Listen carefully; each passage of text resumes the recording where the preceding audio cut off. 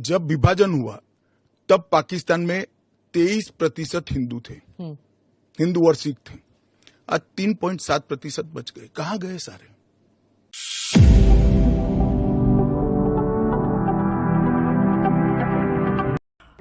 तो finally CAA 2019 amendment act लागू हो ही गया। इसके इम्प्लीमेंट होने के साथ ही अफवाहों का दौर भी शुरू हो गया। एक लॉबी ने फिर से यह झूठ फैलाना शुरू कर दिया कि इस अमेंडमेंट के लागू होने के बाद से भारतीय मुसलमानों की नागरिकता चली जाएगी, उनसे उनके दस्तावेज मांगे जाएंगे। खबर तब से आई है, कोशिश की जा रही है कि इस कानून के नाम पर देश के मुसलमानों को भड़काया जाए। मगर यकीन मानिए, जब आपको पता चलेगा कि क्या है नागरिकता संशोधन अधिनियम, जब आप खुद समझ जाएंगे कि ऐसा कुछ नहीं है। मगर सबसे पहली बात, आखिर अमेंडमेंट यानी कि संशोधन होता क्या है? ये एक फॉर्मल लीगल प्रोसेस होता है जिसमें हम किसी लॉ में अपडेट और चेंजेस ला सकते हैं। अमेंडमेंट यानी कि संशोधन से हम किसी लॉ में कोई चीज ऐड कर सकते हैं या हटा सकते हैं। अब आते हैं अपनी दूसरी बात पर, आखिर CAA है क्या? ये एक्ट कहता है कि अगर आप किसी और देश के रहने वाले हैं और इंडिया की सिटीजनशिप पाना चाहते हैं तो इसे एक्वायर करने के लिए 5 तरीके हैं। सबसे पहला है नेचुरलाइजेशन, जो सिंपल ये कहता है डेट ऑफ एप्लीकेशन के 1 साल पहले तक आपको इंडिया में रहना होगा। बाद के जो 14 साल हैं उसमें एग्रीगेट आपको 11 साल इंडिया में बिताने होंगे। और भी बहुत सारी क्वालिफिकेशन है, बट ये इम्पोर्टेंट है। अब आते हैं सबसे महत्वपूर्ण और जरूरी तीसरी बात पर कि इससे लागू होने से किस किस को फायदा होगा। क्या यह कानून भारतीय मुसलमानों के खिलाफ है? आइए एक एक कर इन तमाम सवालों के जवाब देते हैं। तो जैसे कि हमने आपको बताया कि 11 मार्च 2024 को अधिसूचना लाकर केंद्र सरकार ने CAA 2019 को लागू कर दिया। इस एक्ट के लागू होने के बाद से पाकिस्तान, बांग्लादेश, अफगानिस्तान से आए हिंदू, सिख, बौद्ध, पारसी, ईसाई और जैन के लोगों को भारत की नागरिकता देने का रास्ता साफ हो गया है। इस कानून को लाने के पीछे भारत सरकार का मकसद यह है कि ऐसे गैर मुस्लिम जिनका इन तीनों मुस्लिम देशों में धर्म के आधार पर अगर उत्पीड़न हुआ है तो उन्हें भारत की नागरिकता दी जाए। इस लॉ के अंदर कोई भी नॉन मुस्लिम जो 31 दिसंबर 2014 से पहले भारत आया है, वह सरकारी पोर्टल पर जाकर भारतीय नागरिकता के लिए अप्लाई कर सकता है। उसे बस यह बताना होगा कि वह भारत कब आया। आपको बता दें कि 1947 में बनने के 2 साल बाद पाकिस्तान के प्रधानमंत्री लियाकत अली खान और भारत के प्रधानमंत्री जवाहरलाल नेहरू जी के बीच एक समझौता हुआ था। इस समझौते में दोनों ने इस बात का आश्वासन दिया था कि वह अपने देश में रह रहे माइनॉरिटी की पूरी सुरक्षा देंगे। मगर इतने सालों में पाकिस्तान और बाद में उससे निकलकर बने बांग्लादेश में हिंदू, सिखों और बाकी माइनॉरिटी की क्या हालत हुई है, ये किसी से नहीं छुपी है। पाकिस्तान में तो हिंदुओं की हालत का तो इसी से अंदाजा लगाइए कि पाकिस्तान के पहले कानून मंत्री एक दलित हिंदू जोगिंदर मंडल अपने साथ हुए बुरे व्यवहार के चलते वो 1950 में भारत वापस आ गए और बाकी जिंदगी बंगाल में गुमनामी की जिंदगी बिताने के मजबूर हो गए। भारत में बहुत सारे लोगों का मानना था कि पाकिस्तान ने नेहरू लियाकत समझौते की तरह अपनी माइनॉरिटी की सुरक्षा नहीं दी थी, इसलिए यह भारत का फर्ज है कि वो इन देशों में रहने वाले हिंदू, सिखों और बाकी माइनॉरिटी को सुरक्षा दे। अब आते हैं सबसे बड़ा सवाल जिसको लेकर लगातार अफवाहें फैलाई जा रही हैं। कुछ लोग लगातार यह झूठ फैला रहे हैं कि ये कानून भारतीय मुस्लिम के खिलाफ है।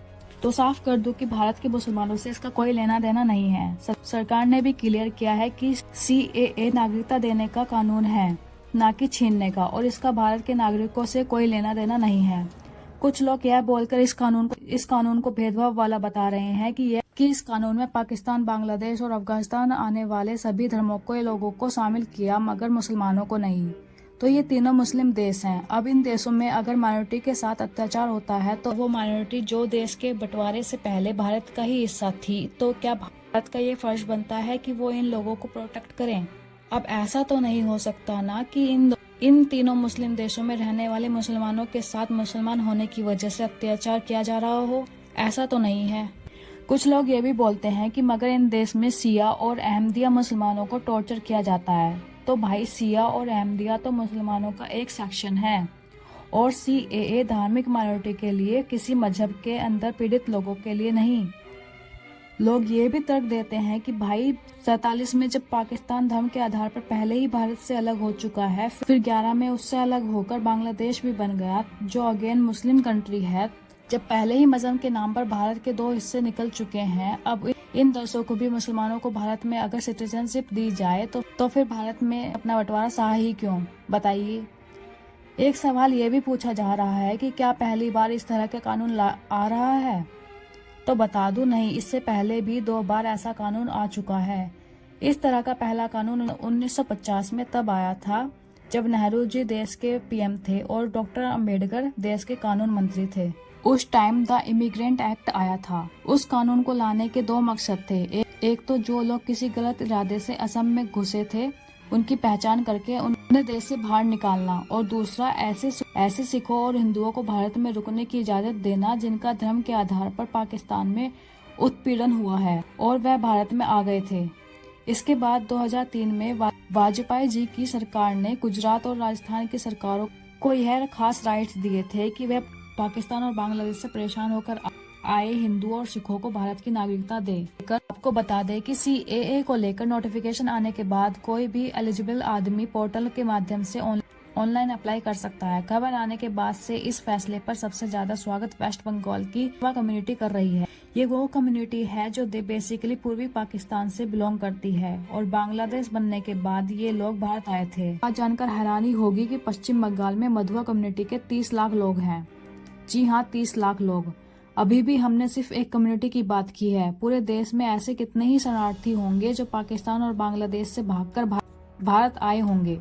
आप सिर्फ अंदाजा लगा सकते हैं ये देखकर। बड़ी हैरानी होती है कि जब 2019 में CAA कानून पास हुआ था तब भी बड़े लेवल पर लोगों ने इसे बिना समझे एंटी मुस्लिम अनाउंस कर दिया था। वो हिंदू हो, सिख हो, जैन हो या पारसी हो, ये वो लोग हैं जिनका असल घर भारत में है। अगर पाकिस्तान या बांग्लादेश में हिंदुओं बच्चों के साथ लगातार जुल्म हो रहे हैं, आए दिन उन्हें कन्वर्ट किया जा रहा है और यह लोग सोशल मीडिया पर भारत से खुद को बचाने की अपील कर रहे हैं, तो क्या हम चुपचाप ये सब देखते रहें? आज हम विश्व गुरु बनने की ख्वाब देख रहे हैं। दुनिया में हमारा रसूख भी बड़ा है, मगर ऐसी रसूख का, ऐसी ताकत का क्या फायदा जब हम अपने ही मूल निवासी को ना बचा पाए, उन्हें शरण न दे पाए। इसलिए भी है CAA के जरिए हिंदुओं और सिखों को भारत में लाने का इनडायरेक्ट वे वो लोग कर रहे हैं जिन्होंने ना जाने कितने लाख रोहिंग्याओं को गैर कानूनी तरीके से भारत में बसा दिया है, जिनका ना जाने कितने अपराधों में नाम सामने आया है। इसलिए जो भी लोग कर रहे हैं या कर रहे थे, उन्हें किसी भी अफवाह में आकर उन लोगों पर जुल्म ना करें जिनके लिए भारत एकमात्र सहारा है। अगर हम भी इन लोगों को पनाह नहीं देंगे तो उन लाखों बच्चों और नौजवानों का वही हश्र होगा जो आज तक होता आया है। उम्मीद है इस वीडियो के जरिए आपको थोड़ी सी बात भी CAA के बारे में समझ में आई होगी। फिर मिलते हैं किसी वीडियो में, तब तक के लिए चैनल को सब्सक्राइब कर लीजिए। Thanks for watching. कोई मिनिस्टर मुझे कहता है कि घुसपैठी है, रोहिंग्या है, तो CAA को मजहब से जोड़ना गलत था, उसको निकालिए। हम धन्यवाद कहना चाहते हैं। क्यों तो 70 साल से यहाँ हमें कोई नागरिक नहीं था, सब लोग